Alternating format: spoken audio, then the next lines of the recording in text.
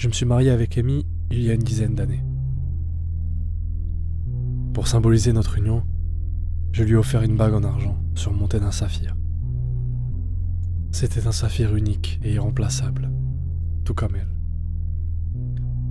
Amy était si reconnaissante qu'elle a juré de la porter jusqu'à la fin de ses jours.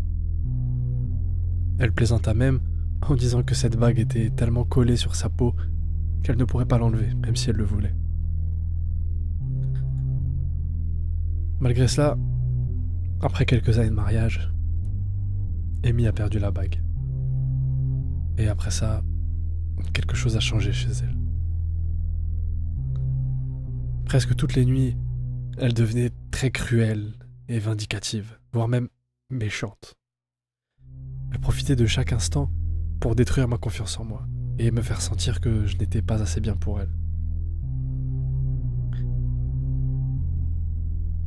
Celle qui autrefois était ma chère et tendre, ma douce femme, savourait désormais chaque occasion de me faire souffrir.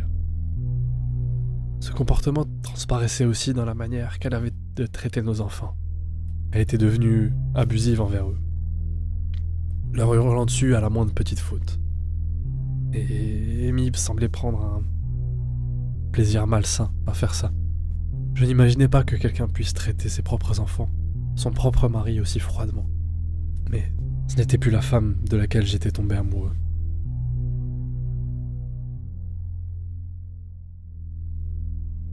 J'ai finalement demandé le divorce. Je n'allais plus laisser mes enfants subir ces abus une seconde de plus, même d'une femme que j'ai autrefois aimée. Et étonnamment, Amy n'a pas contesté ma demande pour la garde des enfants.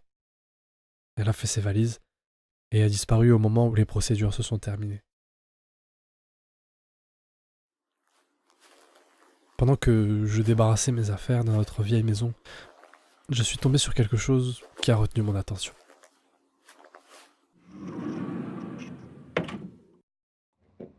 Au fond de la cabane, caché derrière quelques caisses, se trouvait un tonneau en acier que je n'avais jamais remarqué auparavant. C'était étrange. Il n'y avait aucune raison pour laquelle Amy ou moi avions besoin d'un tonneau en acier, et surtout pas d'un aussi gros. Alors j'ai cédé à ma curiosité. Je me suis approché et j'ai ouvert le couvercle.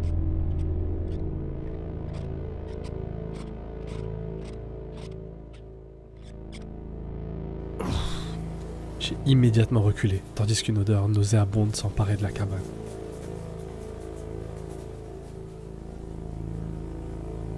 À l'intérieur du tonneau se trouvaient des restes décomposés, qui semblaient être ceux d'une femme.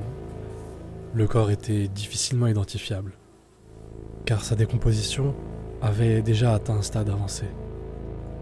Il était complètement nu, sans aucun vêtement. Nu, à l'exception de sa main gauche. Autour de son doigt en décomposition se trouvait accrochée une bague argentée, surmontée d'un saphir.